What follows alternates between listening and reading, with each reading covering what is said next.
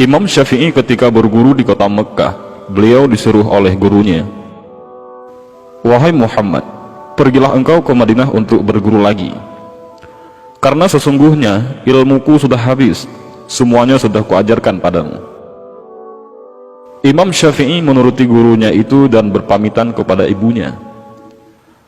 Berkatalah ibundanya, "Nak, pergilah engkau menuntut ilmu di jalan Allah. Kita ketemunya nanti di akhirat."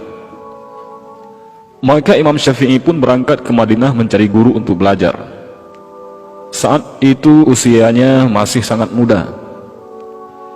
Di Madinah, beliau berguru kepada Imam Malik.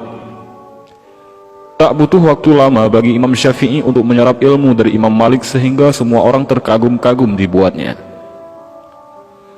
Termasuk sang guru yang pada saat itu merupakan ulama tertinggi di Madinah, tampuknya kutub Hijaz, yaitu Imam Malik. Imam Syafi'i menjadi murid kesayangan Imam Malik. Selesai belajar di Madinah, Imam Syafi'i masih melanjutkan pencarian ilmunya ke Irak. Irak saat itu juga merupakan salah satu kutub ilmu se-Islam selain Madinah, karena di sana ada Imam Abu Hanifah dan murid-murid beliau. Jadi, pada masa itu terdapat dua kutub ilmu Islam, yaitu kutub Hijaz di Madinah, yang mana Imam Malik sebagai maha gurunya, dan ada kutub Baghdad, di mana Imam Abu Hanifah sebagai maha gurunya. Berangkatlah Imam Syafi'i mengembara ke Irak, dan Imam Syafi'i menimba ilmu di sana kepada murid-muridnya Imam Abu Hanifah atau Imam Hanafi. Meski sudah banyak menyerap ilmu di Irak, Imam Syafi'i belum ingin pulang, karena belum ada panggilan dari ibundanya. Di Irak, Imam Syafi'i berkembang menjadi murid yang terkenal sangat pintar dan tercerdas, sehingga dalam waktu singkat, beliau sudah diminta untuk mengajar. 1 murid, 2 murid, 3 murid, sampai ribuan murid berbondong-bondong datang untuk berguru kepadanya. Hingga ia pun menjadi ulama besar yang terkenal ke seluruh penjuru Irak hingga Hijaz pada waktu itu. Ketika musim haji datang, ibunya Imam Syafi'i selalu menunaikan haji. Suatu ketika di musim haji di Masjidil Haram, ada sebuah pengajian besar yang mana pengajiannya dipimpin oleh seorang ulama besar dari Irak. Ulama besar dari Irak ini dalam ceramahnya sebentar-bentar berkata, "Qala Muhammad bin Idris Asy-Syafi'i, qala Muhammad bin Idris Asy-Syafi'i," telah berkata Muhammad bin Idris Asy-Syafi'i. Ibundanya Imam Syafi'i yang juga turut mendengar pengajian itu bertanya-tanya, "Muhammad bin Idris Asy-Syafi'i yang disebut guru besar itu Muhammad bin Idris Asy-Syafi'i yang mana?" Karena Muhammad adalah anaknya dan Idris adalah nama suaminya. Maka bertanyalah ibunya kepada ulama besar tadi, "Wahai Syekh, maaf saya bertanya, siapakah itu Muhammad bin Idris Asy-Syafi'i?"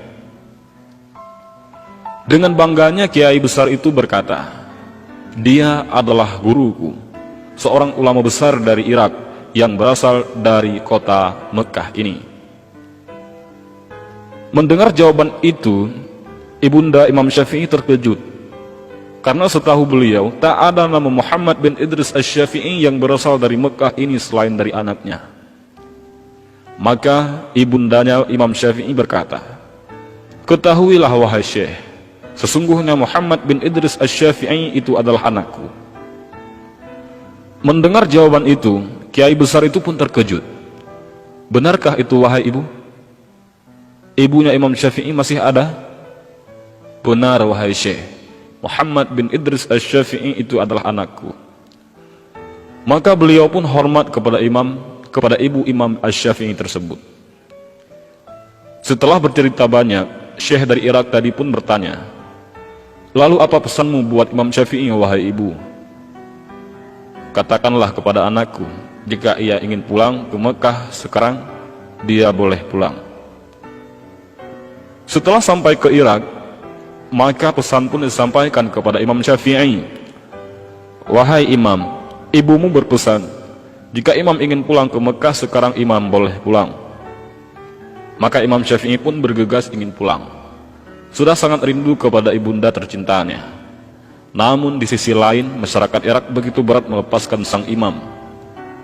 Namun dengan berat hati dan perasaan penuh haru, mereka pun rela melepaskan Imam Syafi'i untuk pulang.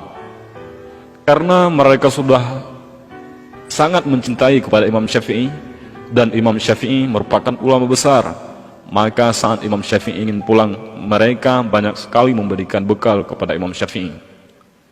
Di antaranya banyak ia memberi onta hingga Imam Syafi'i mendapatkan ratusan unta, yang mana masing-masing unta terdapat isi bekal dan kekayaan di punggungnya. Imam Syafi'i terkejut melihat begitu banyaknya bekal yang diberikan kepadanya.